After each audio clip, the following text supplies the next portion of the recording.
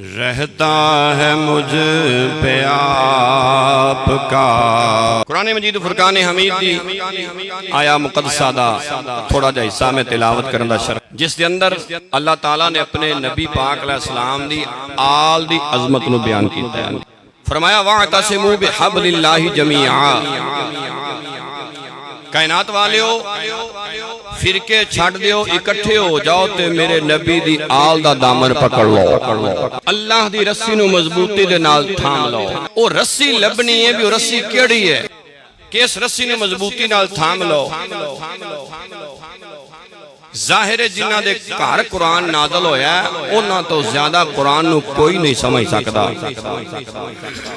وہ سب تو زیادہ قرآن نو سمجھ دے جنہ دے گھر قرآن دا نزول ہویا ہے، وہ سب تو اللہ مانے جان دے نے، سب تو اللہ تفسیر جان دے نے۔ السوائق المحرقہ دے اندر امام ابن حجر مکی نے بھی اس بات کو لکھیا، دیگر مفسرین نے بھی لکھیا۔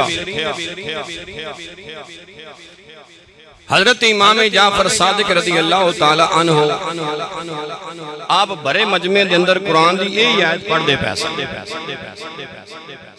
وَاعْتَصِمُوا بِحَبْلِ اللَّهِ جَمِيعًا وَلَا تَفَرَّقُوا، ٹکڑے ٹکڑے نہ ہو جاؤ، گروہ گروہ نہ ہو جاؤ، اللہ دی رسی نو اکٹھے ہو کے مضبوطی نال تھام لو۔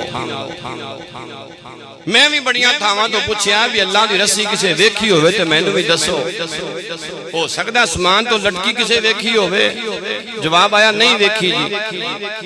تے میں کیا پھر دا مطلب ہے قرآن پاک دی اے رسی لبن واسطے بھی سانو آل رسول دے دروازے تے جانا پائے گا۔ امام جعفر صادق فرماندے نے نحن حبل اللہ، یہ جو اللہ فرمانا نا وَاعْتَصِمُوا بِحَبْلِ اللَّهِ، اللہ دی رسی نو مضبوطی نال تھام لو۔